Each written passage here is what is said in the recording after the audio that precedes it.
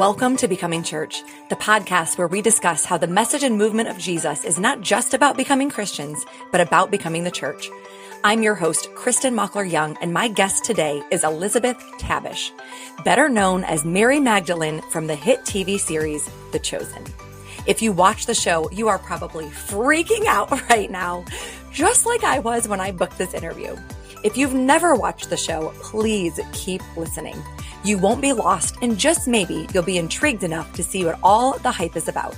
I promise there are no spoilers, but here is my conversation with, I still cannot believe it, Elizabeth Tabish. Hey, Elizabeth Tabish, welcome to the Becoming Church podcast. How are you today? I'm good. Thank you for having me. Good. We are very, very excited to have you. I've been talking all up and down my social media about getting to interview you and have you on. And so the whole world, my whole church, everybody is so excited. So we're just really grateful. Oh, that's lovely to hear. Thank you. Yeah. So let's start with a couple easy questions about the show. I want to know, so you play Mary Magdalene. Is this a role that you heard of and you were like, I have to audition for this, or did someone bring this to you? I was actually trying to quit acting. And, yeah, I was not very successful. I was doing a lot of commercial work and booking just enough to sort of get by for a number of years, which feels fine, but creatively it wasn't very fulfilling. And then I finally just couldn't pay rent anymore, and I was like, I need to do something practical and change my career trajectory. My mom let me move in with her, which was incredible. Oh. And I was also just sort of struggling with a lot of I was struggling with depression and a lack of direction, I think. And so, yeah, I told my agent, I need to stop this. This feels like an unhealthy thing for me right now to continue to act and audition and everything. And he said, well, I'm going to keep you on the roster, and if something really special comes up, I'll submit you. I was like, that's never going to happen because it's never happened. Like, I've never seen a female character that I was like, oh, this is incredible. Like, I've just, So I just was not expecting this. I got an audition notification and saw that it was a story about Jesus and the disciples, and it was Mary Magdalene / Lilith. I was like, what is this? This is weird. And I was just like, please don't be cheesy. Please don't be cheesy. Yeah. And I read it, and it was so beautifully written and really smart and really different and interesting and human. Yeah. And then also just what Mary goes through in that first episode, and where she's at emotionally at this sort of point of despair, I related to and resonated with. And I thought, this is me. This is also like the fact that it's not depicting this woman who's struggling with her pain from an assault and from PTSD, but also like it doesn't just end there. That's not the end of her story. The next part is she meets Jesus and she is transformed, and she is given like a new beginning and a new another chance. Yeah. And I was I was so moved by it. Just reading it, I was just like, I just needed to read that in my life. Yeah. I needed to read that in the script. And so, yeah, I just thought if I don't book this, then that's the biggest sign, like time to walk away from this dream. Yeah. But I booked it, and it's been life-changing. Oh, that's amazing. Did you have any idea what you were going to do when you were ready to quit acting? Yeah, I mean, I had been directing some short films, but that doesn't make money. And I was teaching some acting classes in Austin at the Carol Hickey Acting Studio. And I enjoyed it, but I also don't think I was very good at it.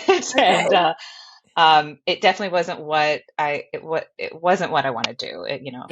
There is a difference. Some people can be actors and teachers, and they're great at both. Some actors cannot be teachers, and I just found myself like, I'm like, well, I want to do this scene, and like that's probably not for me. But I did enjoy directing, so I was just trying to figure out maybe maybe I go back and get my PhD. Maybe I go back to school. Maybe I just try doing just kind of um, a practical job where I don't have to put my emotions on the line Yeah. every audition. Yeah. It was becoming a little bit too much. And that rejection, it's so weird as an actor, you want to give all of yourself, but Hmm. you're always holding back a little bit because like the memory of rejection, like it's just so much. Right. You also have to sort of have a thick skin and accept rejection, Yeah. because it's mostly rejection. It really is. So this actual audition was the first time that I was like, I have nothing to lose anymore. I have Yeah. nothing to hold back anymore. And I think I just sort of I synced up a lot with the scenes and yeah. And the character of Mary Magdalene. I like to call her Mary Mags. We all do. Okay, perfect. Yeah. Yeah. She is actually my favorite person in the Bible. I would say the donkey is low key one of my favorites. Like I've done an actual sermon on the donkey. Cute. I love it. But Mary Mags is my favorite human character in the Bible. So yes. That's awesome to hear. Yeah. I love that. Sometimes in the script they have mags for Do they? yeah, yeah. I love it. Yeah. Well, I love that her character, her character, I was watching, I just finished the season 4. I was like, I have to get all these episodes in before I talk to Liz. Yeah. And it is amazing to me the way that everything has been written and the scenes have been crafted and the stories that they intermingled like across the different seasons. But it always stuck out to me how you were always there. Mary Magdalene was always there from like opening shot to closing shot in every scene. Like she just was always with Jesus and always present. And it's the unwritten things, I think, in The Chosen that really make it so special. And like you said, so human. Yeah. Yeah. I mean, you even look at the Gospels, like there's a lot. I mean, there are elements of her life that are not written that like we only hear a little bit about her in the Gospels. She Right. was possessed.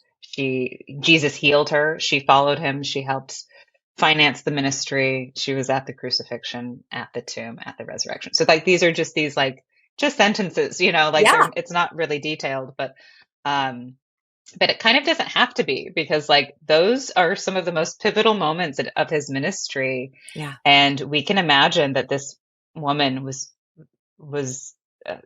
very close and very important to Jesus for her to be there and for him to I don't know, I think that it also has lent itself to so much speculation in media over the years, and there's a lot of, I think, misinformation about who she was to Jesus, and I appreciate that The Chosen is rooting her storyline in the Gospels and not going kind of far off into fantasy land. It is still like she was healed by him, and so she follows him to the very end. It doesn't have to be any more than that for it to be meaningful. How did you study her character? And kind of, a lot of acting is like, oh, I'm going to study this person and their mannerisms and whatever so that you can fully embody them. But like you said, there's so much of her life was left out of the text. How did you really like figure out, the direction of how you were going to portray her? I relied on the script a lot. Okay. And I tried to ignore other depictions of her in other projects. I didn't want to repeat something that might not be organic. Mm-hmm. And I relied on the script. I also, there were moments, I think, I'm really hard on myself. There are moments that I see that I'm like, that's inauthentic or that's crappy or it's not a good performance. And I remember those moments while I was acting, and I think I was trying to be Mary. I was trying to be a saint. I was trying to be like, yes, everything's great now. And that's actually not where I think her power lies of just being like, great now. She's a dynamic person and human. And so every time I have been in doubt, I'm just thinking like, well, what would I do in that situation? What would a human do? Yeah. What would, And what would those emotions naturally be for me? And it's surprising sometimes. Sometimes I find myself crying in scenes that I wasn't expecting. Sometimes I feel kind of stoic and like okay. thoughtful when I'm expecting to be emotional. And so I've kind of opened myself up to the present moment, and I think whatever God wants me to do in Yeah. that moment, Yeah. instead of planning it and like, well, it's going to be like this for this scene. I try really to let go of that thought um, and just try to listen to what's going on for the first time for Mm-hmm. each take. Mm-hmm. And because I've been a director and editor, I think um, my tendency is to act for the editor, where I try to do the exact same thing every take Yeah. for ease of Form. editing. Yes. Yes. And I watch things back. I'm like, it's okay to kind of go off, and if you're feeling something different in a take, like follow that Yeah. and react differently, and they'll figure it out in post. I don't want to make things difficult, but like it's more important to have, I think, an honest reaction in a Yeah. scene than trying Authentic. to match something you did 5 minutes ago or 10 minutes ago. Right. So I'm learning from this show, and it's a gift to be able to watch this over all of these years and to be able to grow as an actor. Yeah. Not many actors get a chance to like watch your work and learn from it and be like, I need to change this or whatever. So Yeah. I'm very grateful that I get to do that with this show. Yeah. Well, I know Dallas Jenkins is like famously talks about, holy imagination or filling in the gaps. Have you been directed to say or do anything? I know you just said you're trying to like follow like direction, like the leading of what to do in the moment. But has there been anything that surprised you that you were like, oh, you want her to do this or say this? Oh, yeah. I mean, I think constantly. I think every season I'm like, oh, this is such an interesting direction to take her. Yeah. Um, I think I'm always excited about what they end up doing, what they Yeah. end up writing. I really like what they've written for her. Um, I when I do have those thoughts, I don't feel resistant, I guess. Um, I think all of season 2, when she sort of has this, she's triggered and she kind Hmm. of returns to her old habits, Yeah. out of fear, out Yeah. of anxiety, out of shame. Um, I I know a lot of people were upset over that because it like don't do that to our Mary, but like Oh, the reality is like that could very well be what happened or what happens to people I that was going are to say that's what healed. happens to all of us. Is it They not? find they find redemption, but then they're triggered, and like that's a human thing and very relatable. And I was sort of experiencing it too. I was like, oh, um this is another lesson from the show. Yeah. There are so many. And so even when I'm surprised by what they do, it always feels like there's a purpose in it Mm. and a reason. And then the reaction from it, as many people that didn't like it, there were so many more that were like, thank you for depicting this. Thank you for Yeah. depicting what growth looks like. Sometimes it feels like you're going backwards, but, sometimes you have to, unfortunately, to Yeah. realize that like, no, no, no, no, that's not it. That's not where I want to go. And I'm different now, and I Yeah. have new tools to handle these things. And a lot of people that have struggled with addiction and with PTSD Hmm. and with assault, have related to Yeah. her character and to those elements of her storyline. And I think that's very important to me, that Yeah. they feel seen and that they don't feel alone in it. Yeah. Well, I think it's relatable because it's real life. Like it doesn't matter what the situation is. It doesn't matter what you're going through. Life is not like always up and to the right. It's No, not like I ever. found Jesus. Yay. I'm a Christian and now Easy. everything is perfect. Like Exactly. it's a constant zigzag. Well, and you see it too, especially in season 4, where like a couple of tragic, unexpected things happen. And Yes. you think this whole group, they're following Jesus. They should be fine, right? It's fine. That's not going to happen. Like, no, life still happens. Tragedy, like tragic events still occur. Pain, grief, like death, like these Yeah. things still happen. And so I think, especially in season 4, like everyone goes through that together, and the Yeah. struggle of why didn't Jesus do something about it? Why didn't he stop it from happening? All these Yeah. questions that kind of come up for everyone. I mean, for Mary, I think she's already kind of like familiar with those questions. Yeah. And so is able to, I think, be there for the others that are surprised by it. Mm-hmm. Well, the personalities of the disciples too, talking about all the others. Again, that's another thing. How much were you familiar, I guess, with the different disciples or their different personalities before starting this project? Were any of us? It's so funny. The 12 disciples, and they were all like the exact same face in my mind. They were the exact same voice, same personality. I was just like, they're all these stoic and like wise followers of Christ. And then this show comes along, and like every single one of them could not be more different from the next. Different attitudes, different family dynamics, different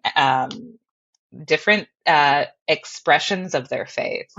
And it's so cool to get to watch all of their storylines unfold in different ways. They're still a group in a lot of ways, but they are definite individuals within that group. So it's been fun to also see audience members relate to different characters that way. Right. Yeah. It provides more opportunity for people to see themselves in the story. And then even just the nature of relationships. Like you said, they're a group, but then you've got like, these brothers are brothers, so they're a pair. Yes. But then later, one of the brothers maybe goes with somebody else. And so you see a bit of jealousy, and you see a bit of real life relationship conflict happen, which again is so cool.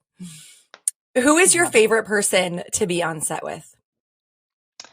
It depends on what the goal is for the day. Okay. If I need someone to just cheer me up, it's Jordan Walker Ross. He's like a brother to me. And Jordan, like, who plays Little James. Little James, yes. He always knows how to make everyone laugh and just really lightens. He also has this wonderful talent of bringing people together and connecting people and starting games and stuff. And he's a fun, lighthearted person to be around. If the goal for that day is to really get into the world of the show and to sort of drop in and get lost in the character and the story, Jonathan, who plays Jesus, he comes on set, he sets a tone. Even if you're not like interacting with him directly in a scene, there's just like, you can kind of get lost in it and be like, this is happening in real time. And Vanessa, who plays Mother Mary, is also one of those actors. And she's so funny. She's very different. She's obviously younger than the character. They aged her quite a bit. But when it's sort of time to like adjust and shift into a scene, I look at her and it's Mother Mary. It's the mother of Jesus. And I can kind of shift into the world of the scene because of them. Wow. I can only imagine what it would be like to be on set and feel like you are just transported like into this completely different world. It's surreal sometimes. It started so small, and most of the scenes I did in season 1 were just kind of on my own, and they were in small rooms. And then during season 5 filming, I think it was in Utah when we had so many extras. I don't even know the number, thousands, like so many extras, or hundreds. No, I don't know. Maybe hundreds. A lot. I think hundreds. I think it was like 600 every day. Wow. My memory's bad. But I remember kind of coming onto set and looking around, and everyone's really quiet right before we start shooting. And it's surreal. It's so strange. And everyone's there for the same purpose, and everyone's like so connected to the scene. And it's just, I pinch myself all the time on set. Oh, I love that. I love that you love it and that you're enjoying it. I think I was really hoping that you would say that and not just be like, good job.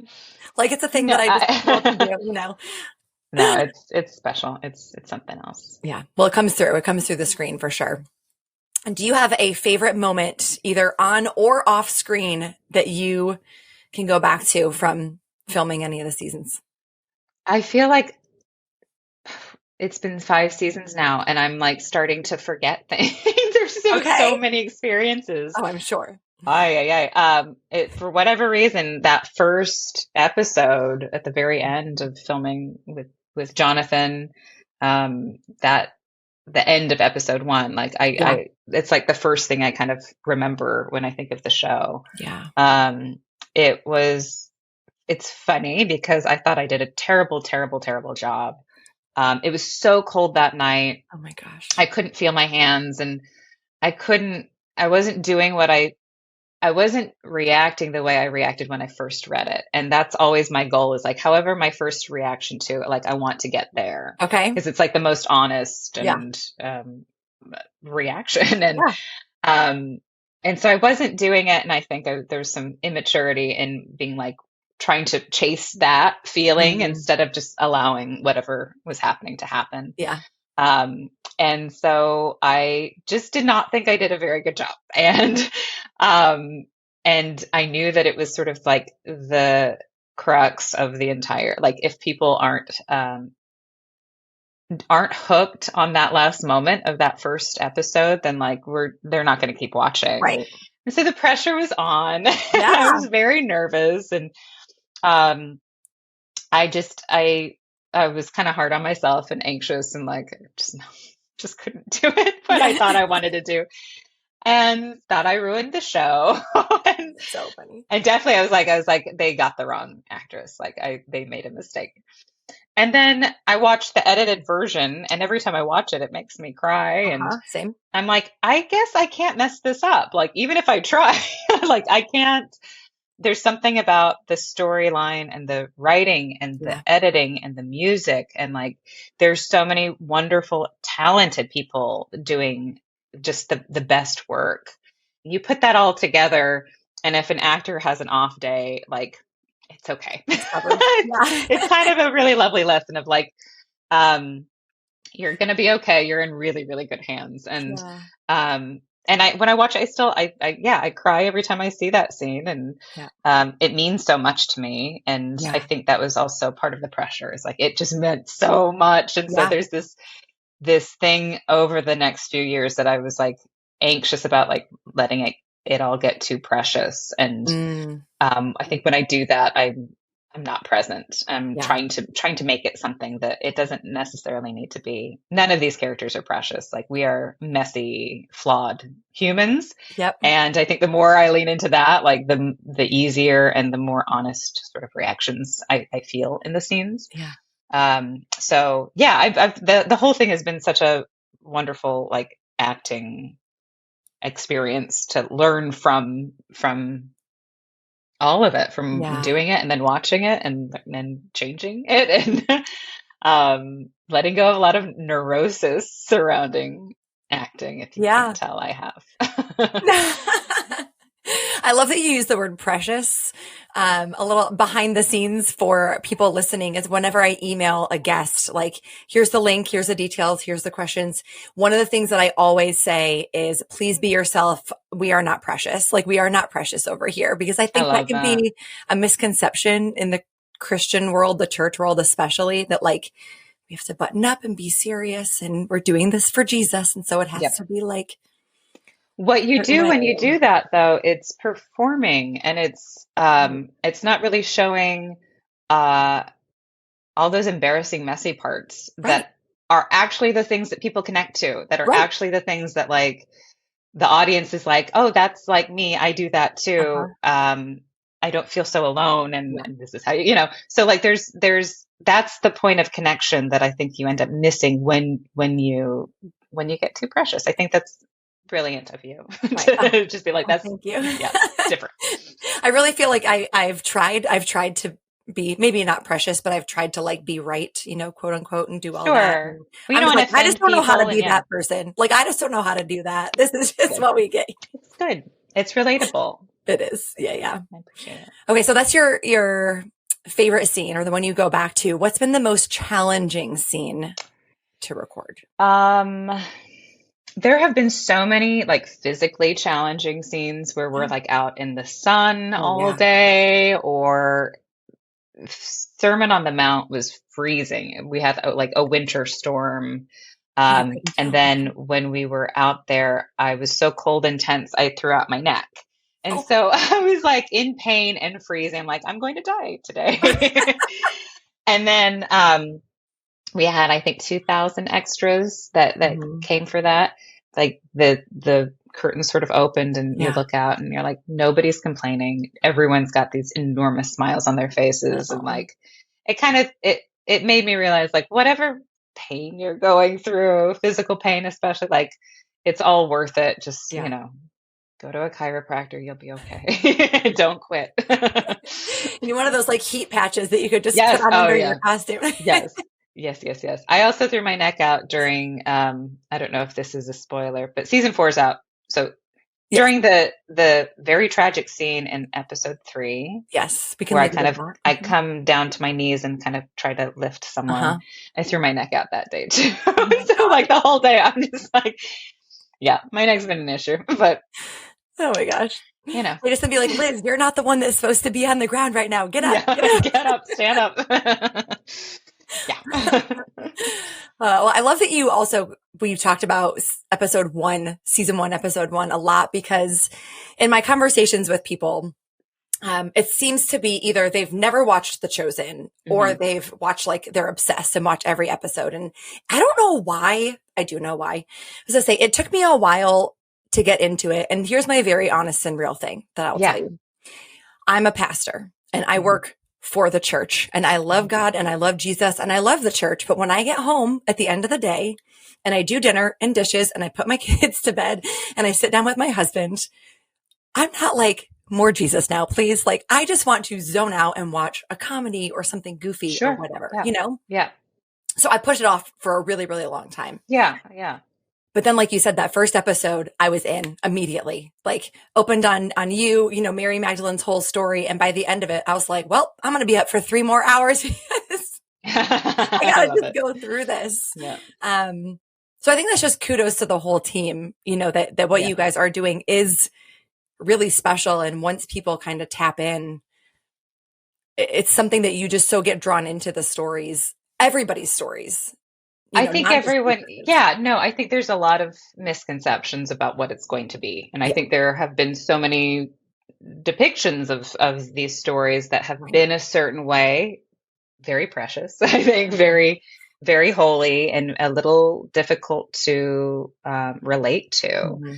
And so when you're told by someone like, you should watch this show, like, I'm not surprised when people don't, Yeah, honestly. Um, and then of course when they do, there's like, yeah, this is fun. yeah, This is entertaining and it's also um relatable. And I yeah. think, yeah.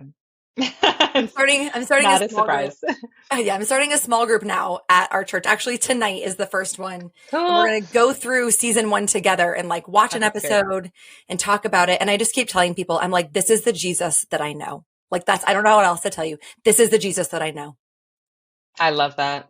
because A he just, lot of people have shared that sentiment of like, um it's like the first time you can see him as God and as man. yeah, And like you see him doing these miracles and then you see him laughing about with a right, joke or something. Like right. it's just like this sudden like, oh, I can talk to this Yes, version. And yes. yeah. Okay, I want to break in really quickly to speak specifically to the person who's listening that is still unsure about Jesus. Maybe scripture has been used against you. Maybe the church was not an inclusive place for you. Maybe Christians have been anything but loving to you. I believe that the chosen was created for you. This is the Jesus who is stripped away of religion. This is the gospel that is available for everyone to read and understand. This maybe is God's new way of speaking to you. The Chosen is currently on the CW, Netflix, and their original streaming app where it costs $0 to download and watch. And it is available with subtitles in nearly 50 languages. This is more than just hype, and I highly encourage you to give The Chosen a chance. I want to ask you, Elizabeth, about you. as an actor, as a person, as a woman living in this present culture, which is very Yeah. separate from your character in that very distinct culture, I right? mean, maybe, but yeah. So We might have been going through similar things. I don't know. yes, yes. Yeah. Well, maybe it's the people around you then that are different, although Sure. maybe no. I don't Pharisee know. I don't people know. now, you know. I don't think people change that much. Yeah. Yeah. Well, the moment I knew that I wanted to talk to you and figure out a way to talk to you, I follow The Chosen on social media, and all the cheers for the social media team on I knew you were. Instagram. They're the best, aren't They they? are Yeah. hilarious. Yeah. They're incredible. And they cannot be stopped. They're The funniest. amazing. The funniest. Well, I was watching the premiere of season 3, and you guys were posting, the teal carpet photos and whatever. Mhm. And it was you and a lot of the other female cast members. It's like this group of ladies. Mhm. And I was like, oh, I left a comment. And then I was reading some of the other comments, and I just wanted to bang my head up against the wall. I was like, these people are in the comments using scripture references to criticize your dress choices and the things that you were wearing. And I actually think I went back and deleted my comment and made another one because I was like, you're like, let me. We're not doing this today. Oh, you're sweet. Do you? Well, it just like it blows my mind. Do you feel like you're ever being held to this impossible, like high and holy standard that Of you course. really are, like Mary Magdalene? Yeah, I think I struggled with the fear of that for a number of years. I was almost afraid of. I remember like posting some photos where I had like an off-shoulder dress, and I got attacked on my Instagram. There were so many people that were so upset. Makes me so angry. And I was so tickled by it because I was like, this photo shoot was inspired by Mary Magdalene in Renaissance paintings, where like her dress was off her shoulders. Most of the time she's nude in most paintings and statues. Like she's kind of always just got long hair. That's her outfit. And so I'm just tickled by like, where did this come from? Why did anyone think that this like off shoulder something is like so inappropriate? Right. Those seem to be very personal standards for those people. And I finally realized like most people are non-judgmental and sane. And then there are some people who have such high standards for everyone else's behavior, everyone else's dress code, everyone else's everything. Mm-hmm. And my advice to them is like, you can have those standards for yourself. Yeah. Yes. You are so welcome to dress up to here or a veil or wear gloves and not show your ankles. I don't know how immodest those dresses are. I just don't think they were personally. Yeah, same. I also grew up with MTV, so like my standards might be a little. I've been shocked by what people wear. I'm a rather modest person. Like I'm shocked sometimes, but like I would never be like, well, you can't wear that. Like they clearly like to wear that. That's fine. It doesn't really affect me. Yeah. I wouldn't wear it. That's all. So like when I know that my standards of modesty are pretty strong, to be honest, like I am anxious when I'm wearing too much whatever, like, but I still like fashion. I still like looking nice. Like, but I'm not doing it for attention, you know? So like, I know my intentions of wearing that dress, which I guess my arms were showing. I don't know what was happening. So I don't know. Yeah. The other dresses the other women were wearing were just absolutely stunning and beautiful. And to me, I was like, they're pretty modest for our day and age. I thought they were quite modest. So if you think that those are immodest, then maybe get off social media. Like maybe it's all too much for you. And maybe, you yourself are welcome to dress however you'd like. The idea of judging us for that is, I think there's something in the Bible about that. And also, You can also pluck out your eye. I don't know. There are a lot of options if that makes you feel better. There's just the idea of objectifying and pointing out what women are wearing and trying to make them uncomfortable or ashamed is just so vile to me and Yeah. unnecessary when God forbid we all try to look nice for a Right. premiere that we're Right. proud of, Right. So yeah, I have a lot of feelings about it. Sorry for Good. rambling, but I have a lot of feelings about it. And I've stopped worrying about that because I know my intentions. I know my level of modesty. And um, yeah, I mean, there was a time in my life where I wasn't very modest, and I'm like, well, that I needed to go through that. Yeah. That's okay too. Like, Mhm. not that it's okay, but like I needed to experience that and see what that led to Yeah. and see what comes from that and be like, that's not for me either. So like, Right. I just think that everyone has their own journey and they're learning on their own time. And it's very easy to criticize people on the internet because you don't see them face to face. Yeah. And so, we can plead with them to be nicer, but I don't think that's going to work. Yeah. No, probably not. You just can't let it get to you. Yeah. I'm going to tuck away that biblical, quote unquote, biblical version of Mary Magdalene in my back pocket. And who knows, maybe I'll be in the comments like, do you want to see this version instead? This naked Mary Magdalene? Yeah. Like, is this, if we're going biblical, guys, then this is the photo shoot you're actually asking for. And that's right. Well, it all just felt very confused. Like everyone's got their own version. And that's also fine. If that's how you want to see these characters that mean so much to you, that's totally fine. Right. But you can't expect us to know what makes you comfortable. Well, and Mary Magdalene, to be honest, wasn't doing it.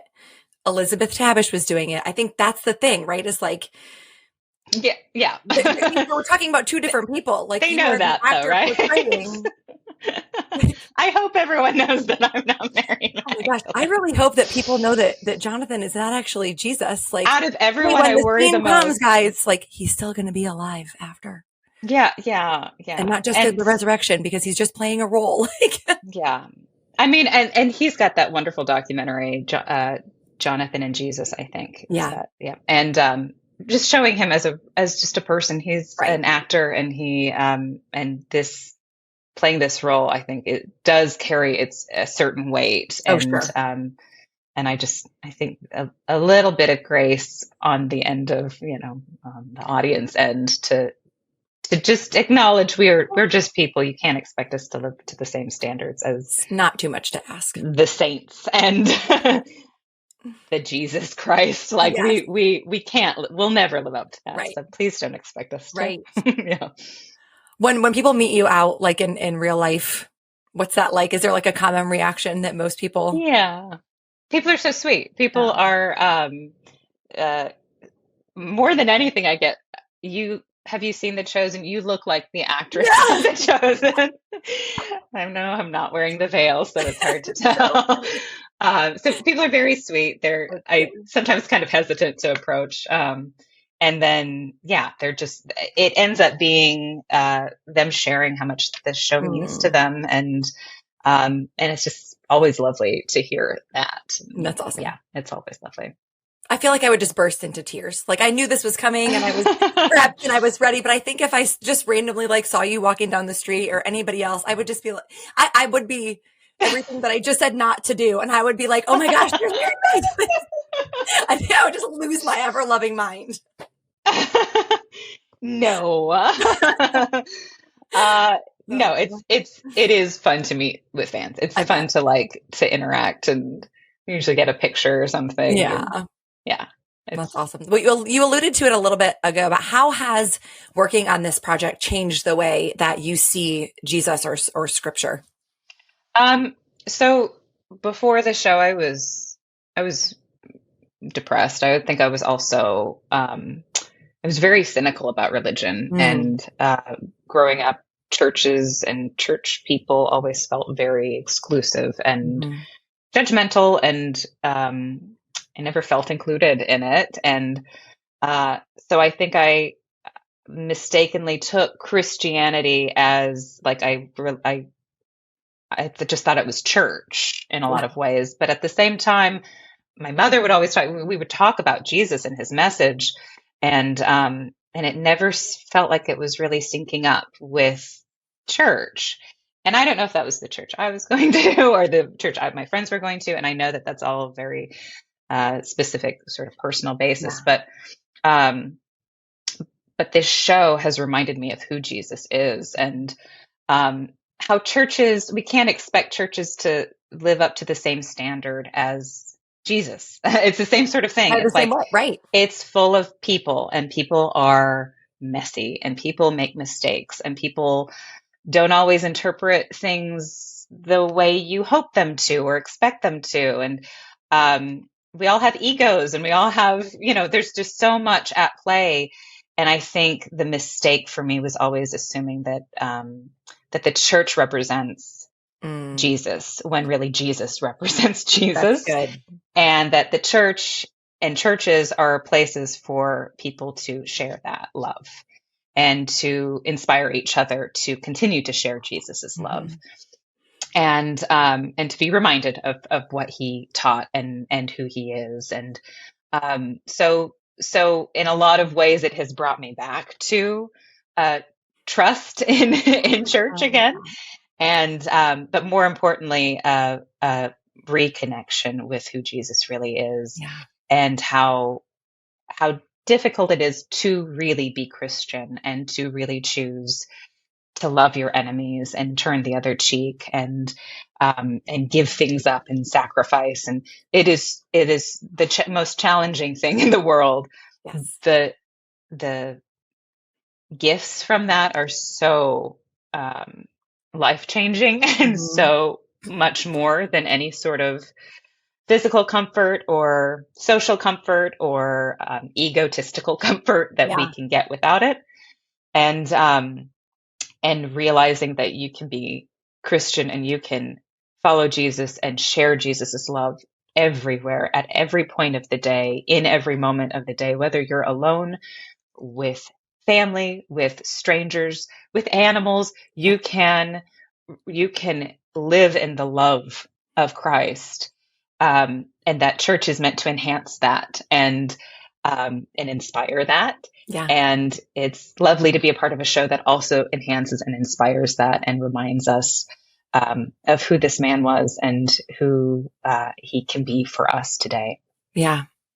Well, I'm over here like cheering. I'm like silent cheering as you're doing. I'm like, preach, Liz, because that really is the heart of this entire podcast. Like I said, I'm a pastor at a church, and we love Jesus, and we exist to reclaim the message and the movement of Jesus, because we think a lot of just junk has been layered onto it.